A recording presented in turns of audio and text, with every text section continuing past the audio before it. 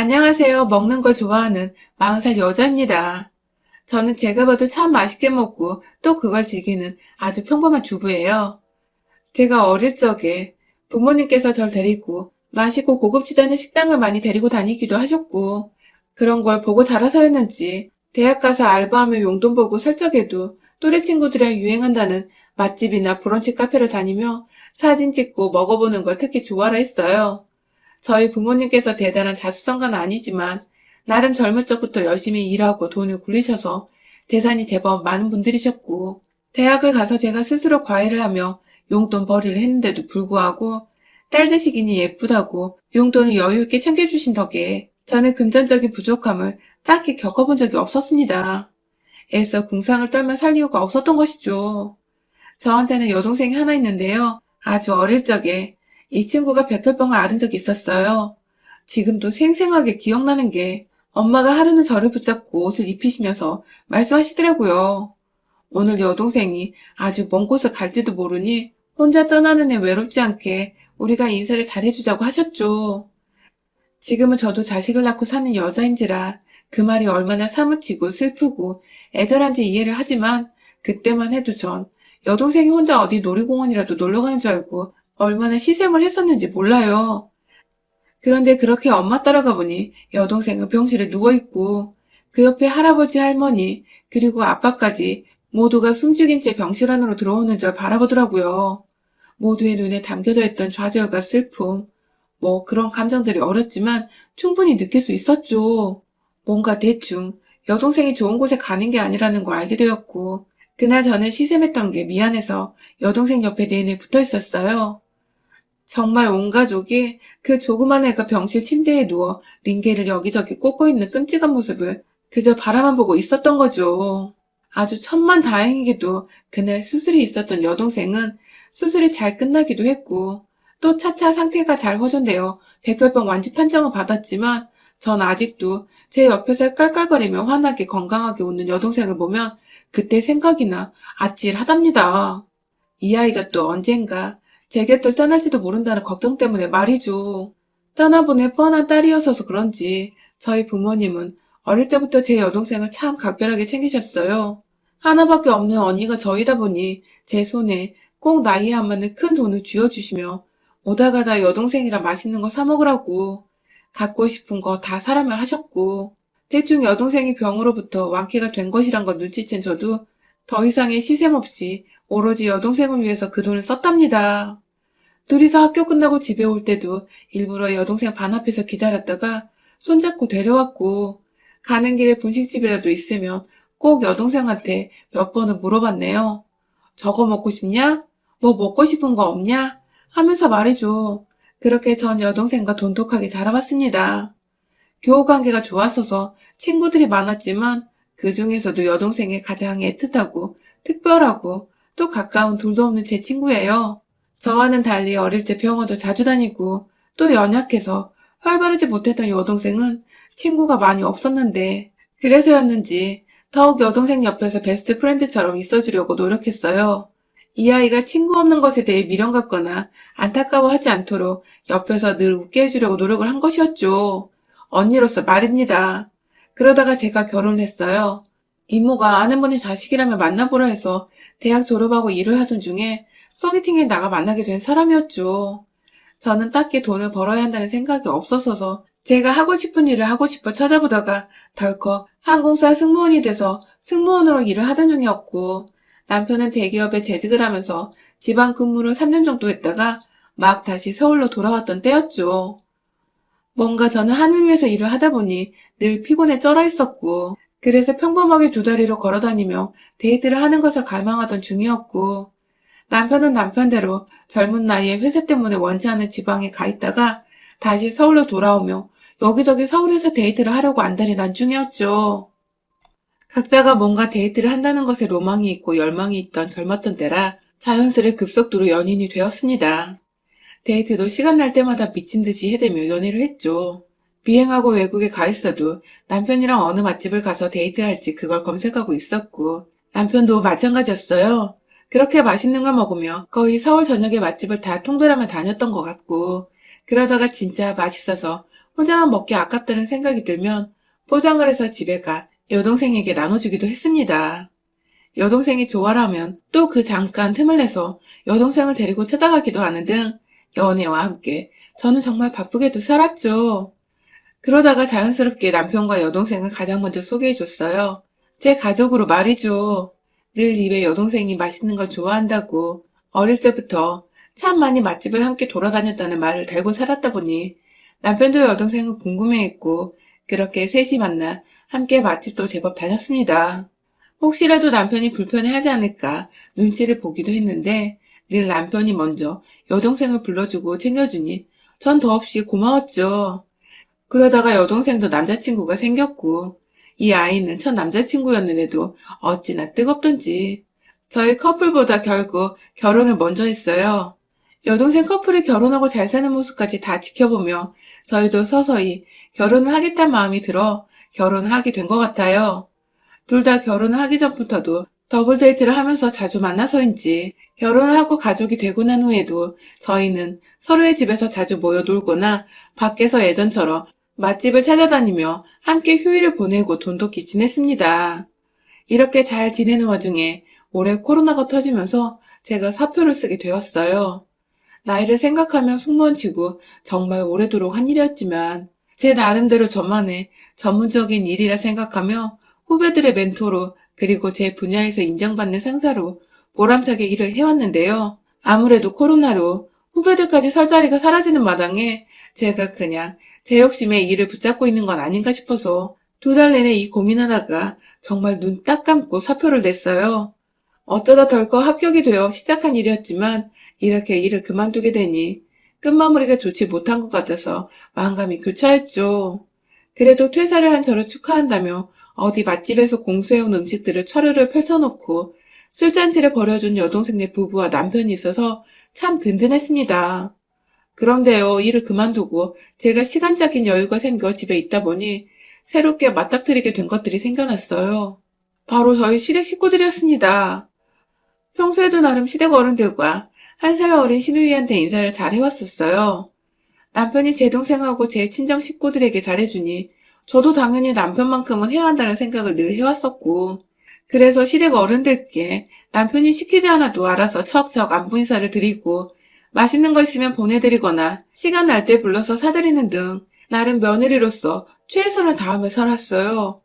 그걸 시부모님께서도 늘 고마워하셨고요. 그런데 유독 옆에서 시누이만 꼭 딴지를 걸려는 듯 입이 튀어나와 있었습니다. 시누이는 평소에 제가 고기며 과일이며 이것저것 시댁에 보내도 시부모님과는 달리 한 번도 제게 고맙다는 인사 표현을 한 적이 없었어요. 입에 꿀을 발랐는지 절대로 인사를 안 하더라고요. 뭐 그게 성격인가 보다 싶어서 저도 별말은 안 했지만 사람이란 게 서로 감정 표현도 하고 고마운 건 고맙다고 염치 표현도 해야 하는데 늘 옆에서 제가 자기 오빠를 뺏어간 것 마냥 경계를 하고 뼈를 통한 게 저도 참 대하기가 어색했었죠. 그럼에도 가족 간의 불편한 관계를 만들고 싶지 않았기에 늘 저는 한결같이 시누이한테 먼저 다가가 말을 붙이고 필요한 거 없냐고 물어보는 쪽이었어요. 필요한 거 없냐고 하면 진짜 귀신까지 기다렸다가 이거 필요해요 하면서 말을 했고 그러면 또 제가 알겠다고 쪼르르 사다가 바치곤 했었죠. 무슨 높은 상사를 대하듯이 제가 쩔쩔거리면서 지냈던 것 같아요. 일하면서도 피곤해 죽겠는데 오빠를 통해서 제 비행 일정을 듣곤 늘 연락을 해왔어요. 제가 호주 간다고 하면 거기 립밤이 유명하니 사오라고 하고 유럽으로 가면 뭐가 좋다, 뭐가 필요하다 하면서 사오라고 연락이 귀신같이 오니 전 또 등신같이 해달라는 대로 다 해줬죠. 그러면 조금이라도 절 살갑게 가깝게 대해주진 않을까 싶어서요. 아무튼 제가 제 개인 별스타그램에 여동생네 부부와 함께 다니는 사진들을 많이 올리곤 하거든요. 이유는 딱히 다른 게 없었어요.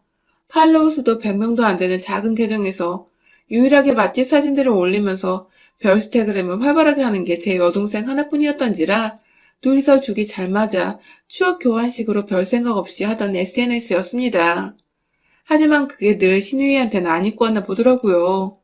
하루는 저한테 언니 이제 백수인데 요즘은 여동생이랑 또 놀러 안 가요? 라고 물어보길래 전 그냥 별짐은 아니라고 생각하며 아, 조만간 또 나가봐야죠. 그런데 요즘 코로나가 심해져서 무섭네요. 라고 말을 했어요. 그랬더니 글쎄 왜요? 언니네 잠이라면 코로나고 뭐고 인증샷에 환장해서 언제든지 뛰쳐나갈 것 같은데? 라며 하하호 웃더라고요. 순간 이게 뭐지? 싶었습니다. 인증샷에 환장했다는 말이 절대로 좋게 들리는 말은 아니니까요.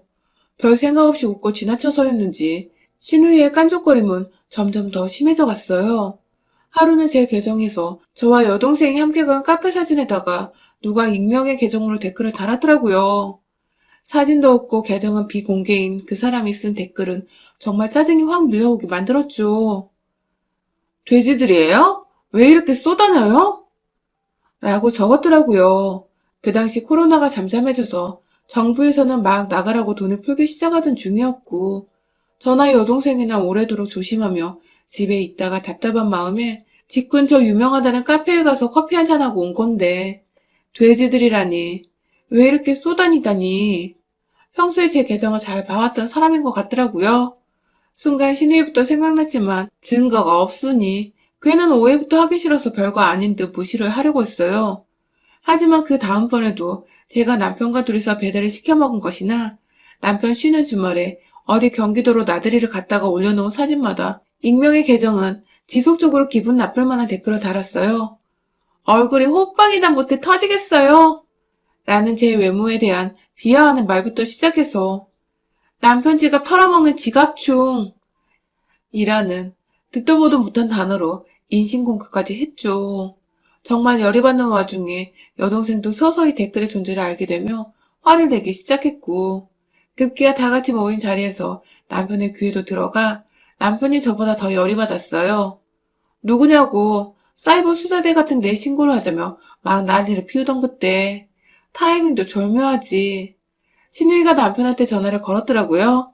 남편이 아직 분이 안 풀렸는지 씩씩대며 전화를 받자 신우이는 세원이랑 싸웠나 봐 하며 또 얄밉게 대답을 했고 남편은 바로 반박을 했죠. 아니 어떤 개새끼가 와이프와 인스타에 인신공격 해놨길래 당장 사이버 수사대에 신고하려고 라고 말해줘. 그러자 수화기 너머로 들리던 신우이의 하지마 하는 목소리. 요즘 그런 거 하면 집으로 찾아와 복수도 하고 뭐 그런다던데 댓글로 잘 설명해봐 하면서 자꾸만 신고하는 짓을 뻘짓이라 말하며 오빠가 신고하러 가는 걸 막으려는 신우이 태도에서 저와 여동생은 서로 눈빛을 교환하며 고개를 끄덕였죠. 범인이 바로 저희 신우이라는 것을요. 딱히 알아보고 파헤쳐보려 하지 않아도 신우이는 알아서 한 번 더 확신을 주었어요. 그날 전화 후 단 한 번도 그 익명의 계정은 제게 악플을 남기지 않았거든요. 마치 누군가가 너 곧 신고할 테니 조심해라 라고 경고를 해준 듯 신우이는 저희 남편으로부터 얼떨결에 경고의 메시지를 전달받은 꼴이었던 것이죠. 그때부터 저나 여동생이나 신우이에 대한 감정이 좋을 리가 없었습니다. 다른 사람도 아닌 가족인데 가족한테 그간 돼지, 호빵, 지갑중 뭐 이런 말들을 했다고 생각하니 자다가도 화가 나서 입을 발차기를 하게 되더라고요. 그걸 남편한테 말하기도 뭐하고 혼자 여동생과 꿍해서 고민 상담을 했던 것이 전부였죠. 신우이 생각하면 얄미웠지만 조용히 넘기고 싶은 일이었기에 남편한테는 끝까지 말하지 않기로 스스로 결심을 했고요. 그러다가 최근 코로나가 심해지기 전 제 여동생 생일을 맞이해서 저희 부부와 여동생 부부 그리고 저희 친정 부모님까지 모두 모셔서는 호텔에서 저녁 식사를 했습니다. 여동생과 제부 생일이 딱 4일 차이여서 모인 김에 같이 생일 축하를 해주기로 했죠. 저희 부모님은 저희가 아직도 애처럼 보이시는지 호텔엔 부른 건 저였는데 본인들이 계산해 주셨어요. 마음껏 먹고 2차로 젊은 애들끼리 술도 마시고 오라며 카드까지 쥐어주셨죠. 그래서 다 같이 호텔에서 식사 자리를 갖고 오래도록 대화를 나누고 덕담 자리를 가지다가 시간이 좀 늦어서는 부모님 먼저 집으로 보내드리고 저희 넷이서만 같은 호텔 내에 있던 바로 향했습니다. 딱히 코로나 때문에 어디 번화가 이런 데는 못 가겠어서 평일이고 한산했던 호텔 안에서 계속 놀아보기로 한 것이었죠. 그렇게 생일을 축하해주면서 와인도 몇 잔 마시고 분위기가 무르익어 갔댔죠. 바 내 조명도 너무 예쁘고 음악 소리도 좋고 하니까 다 같이 모여 사진을 찍었습니다. 그냥 여느 사람들이 서로 사진 찍고 추억을 남기듯이 저희도 마찬가지였어요. 그 사이 저는 술 기운이 올라오는 것 같아 음료 한 잔을 주문했고 여동생은 자기 별스타그램에 저희 넷이서 찍은 사진을 올렸나 보더라고요. 그렇게 저희는 추억을 남기고 밤 11시 조금만 되어 집으로 돌아왔습니다. 다음 날이 주말이어서 남편이나 저나 크게 부지런 떨 필요가 없었어요. 편하게 씻고 잘 준비를 하는데 시어머니께서 갑자기 전화가 오셨어요. 잠들려고 둘 다 침대에 누웠다가 제가 전화를 받았는데 시어머니께서 다짜고짜 야, 넌 도대체 뭐가 문제니? 하면서 소리를 지르셨어요. 너무 놀라서 남편과 눈이 동그래진 채로 눈빛 교환을 하고 있는데 남편이 수화기를 뺏어들었어요. 그때 남편이 말도 꺼내기 전 시어머니께서 그러시더라고요. 넌 시누이 한 번 안 챙겨주더니 네 동생은 챙기러 매번 내 아들 데리고 다니니? 라고 말이죠. 제가 남편의 돈을 아낄 줄도 모르고 그 돈 다 바쳐서 제 여동생한테 다 준다는 겁니다. 그간 저희 친정부모님이 준 용돈으로도 제가 남편을 먹이고 입힌 게 얼마고 그날만 해도 저희 친정아버지가 식사부터 술까지 싹 다 사주셨는데 무엇보다 제가 그간 비행을 하면서 또 백수가 되면서도 시누이 챙겨준다고 사주고 필요한 거 없냐고 물어봐 준 게 몇 번인데 저한테 한 번을 안 챙긴다고 하시는 시어머니 말씀이 무지무지 섭섭하더라고요. 전화를 받고 있던 남편은 본인이 화가 나 그게 무슨 소리예요? 하면서 소리를 꽥 질러버렸어요. 그 바람에 시어머니는 며느리한테 전화한 걸 아들이 받으니 당황한 내색을 비치셨고 시어머니는 얼떨결에 시누이가 옆에서 울고 보고 난리 났다며 이게 다 며느리인 제 책임이라고 제가 별스타그램을 해서 그랬대요. 참나 이젠 하다하다 제 동생 별스타그램까지 확인을 해서 오늘 저희가 논 것들까지 직접 확인을 한 것 같은데 생각할수록 저도 기분이 나쁜 겁니다. 그때 남편은 눈치 하나는 기가 막혀서는 절 보고 나갈 채비를 하래요. 시댁이 차로 가면 10분도 안 걸리는 거리였는데 가서 자초지종 얘가 하는 말을 듣고 달래보기라도 하자는 겁니다. 네, 남편은 하나뿐인 여동생이 운다고 하니까 또 그게 아닌 줄 알면서 일단 달래는 보자고 절 데려 나가려 한 겁니다. 결국 저는 가기 싫은 거 억지로 남편을 따라 나섰고 그 한밤중에 시댁에 갔어요. 가서 보니 시누이는 울기는 개뿔 눈이 멀쩡한데 앞에서 시어머니는 자꾸만 얘가 미친 듯이 울었다면서 왜 며느리 때문에 내가 딸 우는 꼴을 봐야 하냐며 그간 제가 이것저것 사주고 챙겨드리고 며느리 노릇 열심히 했는데 그 노력들을 다 물거품으로 만들듯이 저보고 죄인이니까 사과를 하라고 하시더군요. 잘못한 게 일도 없는데 제가 울린 거니 사과를 하시래요. 옆에서 시누이는 멀뚱멀뚱 서 있다가 시어머니가 사과하라고 소리를 지르니 절 보며 알게 모르게 얕은 미소를 보이며 절 노려보기 시작했고요. 시아버지는 자기는 아무것도 모른다는 식으로 부엌 한켠에 앉아만 있으며 모르쇠로 일관 중이시고 완전 속이 뒤집어지렸는데 시누이 표정을 보니 안 와. 나도 남의 집 귀하디 귀한 자식인데 이 꼴 당하고 있는 게 열이 무지하게 받더라고요. 이 밤중에 어처구니 없이 시댁에 와 있는 것도 열이 받아 죽겠구만. 시모며 시누이며 저보고 사과만 하라고 노려보고 있으니 이래서 피 안 섞인 시댁은 남이라고 하는구나 싶더군요. 아무리 잘해줘봤자 남은 남이라 이겁니다. 그러다 기어코 시누이가 미운 말을 하더군요. 자기한테 사과 못하겠으면 자기 오빠한테라도 언니 입으로 쳐들어가는 음식값에 대해서 사과를 하라고. 돈으로 지금 다 갚아내라면서 자기 말이 무섭고 맞으니 자신은 오빠에게 있어 영웅이라도 된다는 듯이 떠들어대는데 옆에서 시어머니를 또 그 말이 다 맞네 맞아 하면서 시누이를 치켜 세우고 있는데 너무너무 짜증이 나서 닥쳐! 하고 제 머리를 쥐어뜯으며 비명을 질렀어요. 그리고는 이내 시어머니를 옆으로 밀쳐내며 시누이 멱살을 잡고는 베란다 밖으로 나갔어요. 너 죽고 나 죽고 하자며 내가 언제 널 그렇게 멸시하고 안 챙겼냐며 금방이라도 베란다 밖으로 뛰어내리겠다는 듯 시누이를 꼭 붙잡고 창가 앞에서 으르렁거렸습니다. 도망치려 노력은 하던데 제가 승무원 생활하면서 남은 게 승객분들 캐리어 올리고 내리고 하며 쌓은 팔뚝임밖에 없던지라 시누이 뺨을 살살 쳐가면서 너 시어머니랑 내 사이 이간질한 거야? 우리 남편하고 내 사이도 갈라놓게?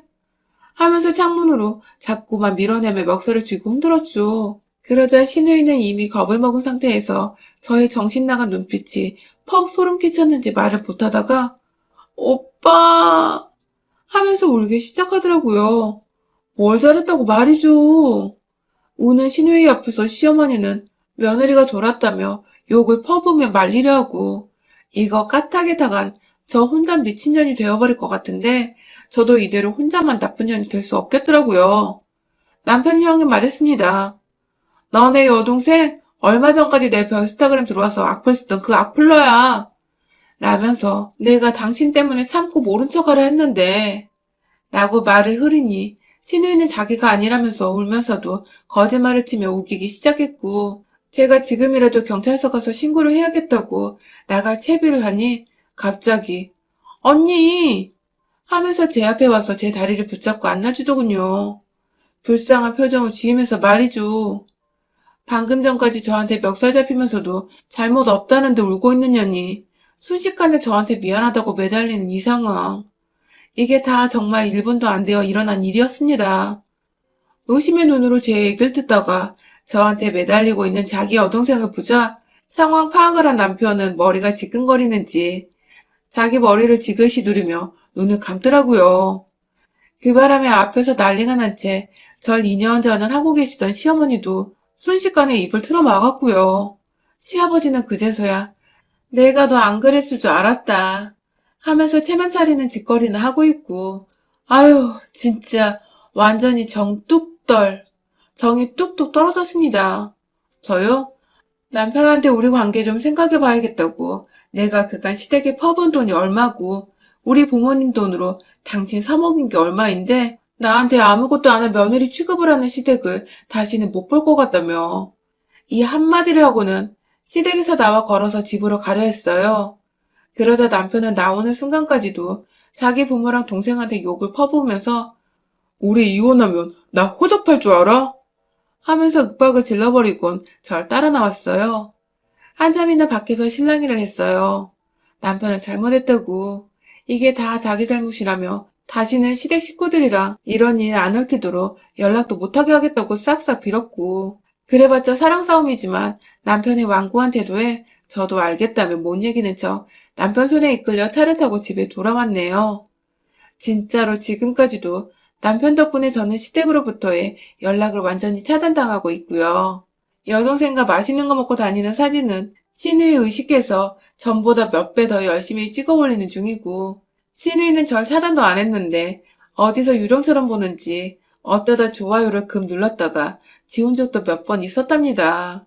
아휴, 그냥 가만히 있었으면 돈 많은 며느리가 해주는 음식이며 정성이며 다 받고 잘 사셨을 텐데 졸지에 며느리가 해줄 뜨뜻한 밥 한 끼 못 드시게 생긴 시부모님. 하지만 아쉽진 않아요. 아무리 정성을 쏟아도 며느리는 남이란 걸 이번에 제대로 배웠으니까요. 이젠 저 낳아준 제 부모님이나 잘 챙겨드리면 제 핏줄로만 생각하렵니다. 여러분의 생각은 댓글로 남겨주세요. 오늘도 시청해주셔서 정말 감사합니다.